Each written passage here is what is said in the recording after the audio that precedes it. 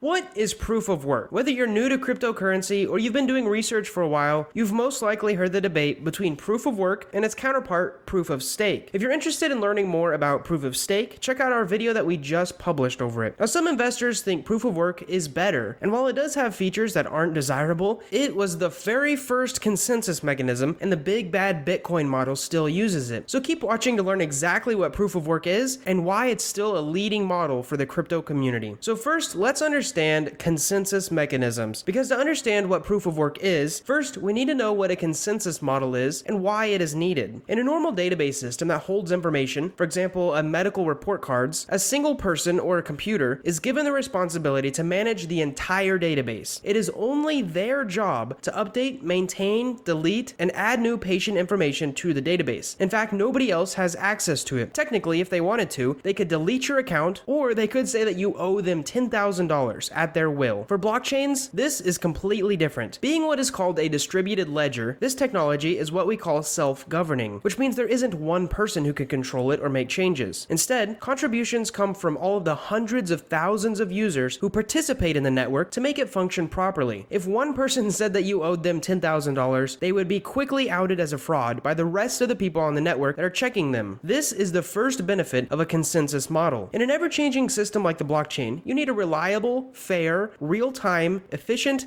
and transparent mechanism that will ensure that transactions are executed and genuine, and that there's something called a consensus on the network. Now that was a lot of words, but if you're curious what consensus means, it means that everyone is on the same page. Essentially, let's say if Bob pays Alice $10, we want to make sure that everyone knows what actually happened, and also that Bob's account goes down $10 and Alice's goes up $10. Proof of work is one way to make sure that everyone has the same database, that they reach consensus. Now in the blockchain, instead of one person having a record of those medical records, everyone participating has it. They have their own logs of what is going on. This way the information is public and it can't be frauded or controlled by one authority. However, like I said earlier, you need a way to make sure everyone is on the same page. This distributed ledger is how we do that. Everyone has their own record, but how do we make sure everyone has the same record? Now that we have an idea of what a consensus mechanism is, let's dive into proof of work that solves the problem of everyone having the same record. If you search the word proof of work on Google or other search engines, you'd be told that proof of work is a consensus mechanism on the Bitcoin network. And yes, it is a consensus mechanism, but there's a lot more to it. In technical terms, proof of work is an algorithm or system that uses a significant amount of effort to deter or eliminate fake uses of computing power. Launched on the Bitcoin network in 2009, proof of work was designed to solve the problems of double spending, which, if unchecked, could be a major issue for crypto projects. You might be asking, what is double spending? Well, let's say that Bob has $10. Basically, we want to make sure that Bob doesn't pay Alice $10 and then go and pay Sally $10 as well, even when he only had $10 to start with. One of the jobs of proof of work is to ensure that this does not happen. Well, this is easier on a centralized system because of the central authority, or in other words, one person can check and make sure that it didn't happen just by looking at their records. It is much more difficult and harder and even trickier to solve this problem on the blockchain, where millions of people have their own record. Double spending on a network is bad because it makes duplicate coins, it reduces the value of the coin, and it basically makes the currency worthless and unpredictable. So let's go into how proof of work works. Bitcoin, like every other crypto project, is blockchain based. Being a decentralized ledger, and you can actually watch our video about decentralized finance if you're curious what some of these terms mean, this technology is tasked with the responsibility of storing information permanently and safely. And as the name implies, blockchain comprises blocks, which are then verified and then added to the network's chain. Each of the blocks contain information of the recent transactions verified. So basically what a block is it is literally just a list of transactions in a specific time period. For example, one block might have Bob pays Alice $10, Alice pays Sally $5, and Alice pays Bob $5. Now, in reality, a real block can contain all the way up to 100 transactions, but you get the idea. Now, this means you can go back and see every transaction on the blockchain where the very first dollar came from. And the important part is new blocks are directly tied to the previous block, which makes it a chain. Now, miners, which are just people using their computers to participate in the network to add new blocks, execute proof of work each time that a new block is added. And it takes roughly 10 minutes on average on the Bitcoin network for miners to find the winning proof of work to validate transactions. Now, you might be wondering, what is actually happening when a Bitcoin block gets mined or validated? Well, it is actually some really difficult guesswork. There are essentially a ton of computers around the world guessing randomly until it hits that block's password, and then it's verified. The passwords can't be predicted, but they can only be guessed. guessed. And you can check it very quickly though to make sure that it is the right password. Now this randomly guessing task is actually a hash function, and it's very important to proof of work, but it's also very technical and it's not completely needed here. So make sure to hit that like button and subscribe to see our future videos where we do plan to explain it after covering more basic topics. So by figuring out this really difficult password of a block, we can be sure that you spend a ton of time trying to guess and check it. And this is where proof of work comes in. You have proof that you spent a long time trying to find the password that works, and so you get a reward, which is a certain amount of Bitcoin. And then the transactions that are in that block are then validated, and the records of everyone on the network are updated to the new blocks. So let's move on to some of the features of the proof of work mechanism. Number one, it's secure. The singular purpose of integrating this system into crypto projects is to offer a reliable, safe, permanent, fair, and transparent system that will form a consensus based on network participants' contributions. So proof of work, like any mechanism consensus, is secure. Misbehavior from a miner on a proof of work mechanism may result in being cut off from attempting to add new blocks in the future. Also, carrying an attack on this system would take a ton of money and computing power. For example, to create fraudulent transactions, you would need to control 51% of the network's power, which is equal to hundreds of billions of dollars in hardware today. And because it's so expensive to make fake transactions, we can assume that it's safe and secure. Secondly is consensus, because miners broadcast the detail of a transaction when they add new blocks to the network. Now, once this broadcast is made, nodes leave what they're doing and they double check the transaction to ensure that the asset to be transferred has not been double spent. Remember, consensus means everyone has the same records. These miners have to compete with thousands of others to earn rewards in the form of Bitcoin. Now, this healthy competition gives birth to what is called a consensus mechanism, what we call proof of work. And this syncs all of these nodes to the same blockchain copy once a new block is added. Once a person solves that block's puzzle, they get a reward, and then they give the solution that they found to everyone else to add to their ledger so that they can start working on the next solution. Now, inherently flawed, proof of work has a ton of problems that have made it almost impossible for mass adoption. And I'm going to go over some of those problems now. Number one is impact on the environment. According to a 2019 BBC News article, proof of work is estimated to have used as much energy as all of Switzerland. And that's not all. As the network continues to grow and more people begin to jump on the Bitcoin frenzy, the energy usage increases. Now, the energy consumption level of this network makes it bad for the environment. However, there are also reports a large majority of miners are starting to use renewable energy, such as solar panels, to power their mining operations. Another problem of proof of work is its inability to scale. The crypto market is growing at an unprecedented rate, and it has opened up opportunities for us individuals to make real money either as traders or miners on these networks. And with a 24-hour trading volume of around $50 billion, the market is booming. But remember, one block is solved around every 10 minutes, and these blocks do have a transaction limit. So at peak times, the fee to send money over a proof of work blockchain can be very high, even more than whatever the amount of money you're trying to send. For example, you might try to send $10 to your friend, but you have to pay a $20 transaction fee, bringing the total to $30. And lastly, a problem of proof of work consensus is no penalties. Now, the proof of work consensus acts as a central authority or sole administrator on a blockchain network, and a traditional authority or administrator tasked with the managing of a database will have strict penalties that are given out to individuals with malicious intent. Unfortunately, this consensus mechanism does not have them. Aside from increasing the cost of attempting to add blocks to the chain or preventing them from attempting new blocks, miners with malicious intent are not really severely punished, and this gives them room for further misconduct. Proof of stake, however, does have a penalty for malicious attempts to create fake transactions. And again, if you're interested, you can check out that video in the link below. However, as we near the end of this video, let's go over some proof of work powered projects, because aside from being the sole mechanism on the Bitcoin and Ethereum networks, proof of work powers a couple of other networks as well, like Litecoin, Monero, Bitcoin Cash, Dcash, and Zcash. And many cryptocurrencies use proof of work because it does solve the consensus and double spending problem. So in conclusion, consensus mechanisms have proven to be quite helpful whenever it comes to maintaining the peace of crypto networks and eliminating double spending, which are huge problems. So in conclusion, proof of work has many benefits and many drawbacks, but it's working great right now. I hope you guys enjoyed this video, and if you did, click the like button and leave a comment of any question that you might have or future video ideas for us to create in the future. Thanks for watching this video, and we hope to see you in the next one.